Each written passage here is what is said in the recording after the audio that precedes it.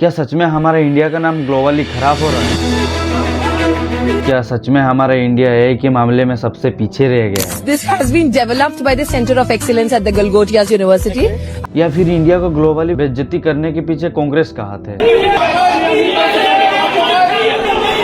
वैसे हो भी सकता है जैसे इनकी हरकतें हैं। तो चलिए पूरी स्टोरी को टाइमलाइन से समझते हैं।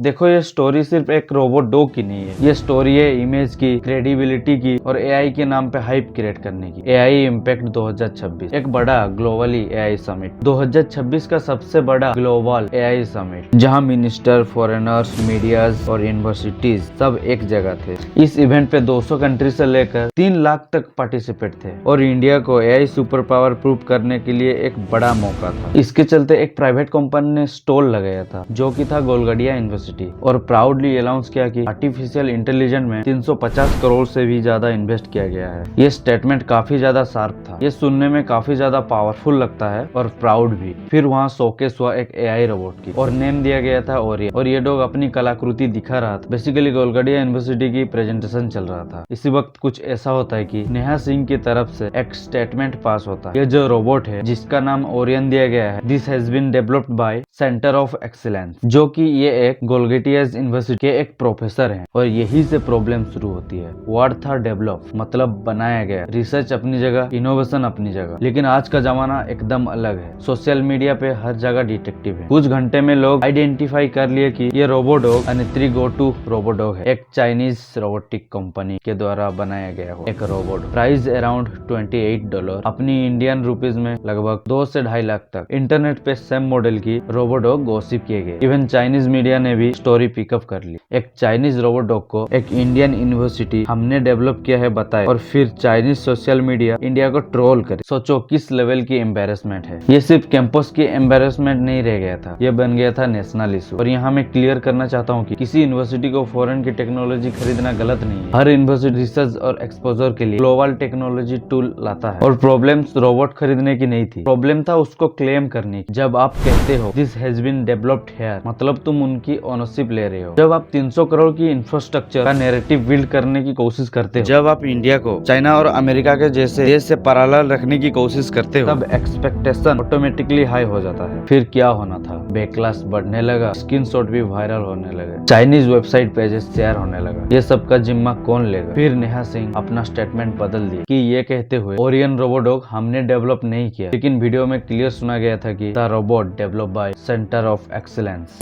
This has been developed by the Center of Excellence at the Galgotias University. बाद में ये क्लैरिफिकेशन दिया गया कि एक्साइटेड में बोल दिया गया होगा, कम्युनिकेशन क्लियर नहीं हो पाई होगी। ये तो था सिर्फ इवेंट की बात। फिर यही से शुरू होती है एक और शेमफुल मोमेंट। देखो, एआई इम्पैक्ट समिट कोई पॉलिटिकल रैली नहीं है, ये सिर्फ इंडिया टेक इवेंट था। फिर भी यहाँ पे पॉलिटिक्स हुआ जब ऑपोजिशन पार्टी के मेंबर भारत मंडपों में अपने टी शर्ट उतार के प्रोटेस्ट करने लगे। Epstein files, PM is compromise, US India trade deal, न जाने क्या क्या प्रोटेस्ट किया गया। प्रोटेस्ट इतना एम्बेरेसिंग था कि जो लोग पीएम के अगेंस्ट होते थे वो भी बोल रहे हैं कि इज ए पोर टेस्ट। जब आप टेक प्लेटफॉर्म को सर्कस में कन्वर्ट करते हो, ये सिर्फ गवर्नमेंट को एम्बेरस नहीं करता, पूरे इंडिया को एम्बेरस करते हो। फिर इनको चाहिए पीएम की गद्दी। सच में ये प्रोटेस्ट कितना सिंपल था। फिर होना क्या था, मार के भगा दिया गया। चलते ये कंट्रोवर्सी में इम्पोर्टेंट लेसन भी दिया है। हाइप और रियलिटी के बीच गैप ज्यादा दिखाई देते हैं। आजकल इंटरनेट में रिकॉर्ड भी हो जाता है और डाउनलोड भी हो जाता है, और एक लाइन गलत बोल दिया तो वो लाइन परमानेंट हो जाता है। और सबसे इम्पोर्टेंट बात, स्क्रीनशॉट डिलीट नहीं होते।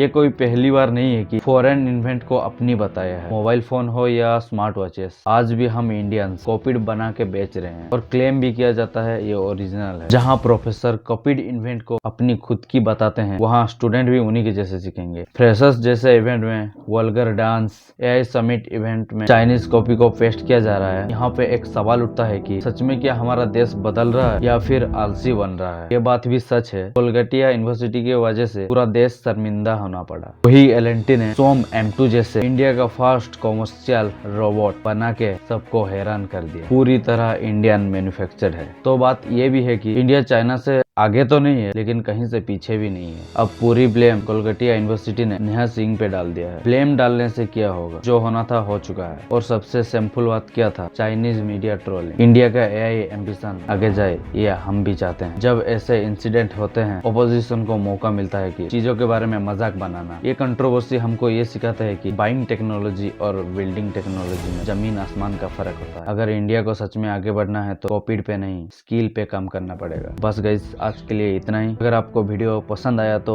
लाइक, कमेंट एंड शेयर कर दीजिएगा। तब तक के लिए बाय।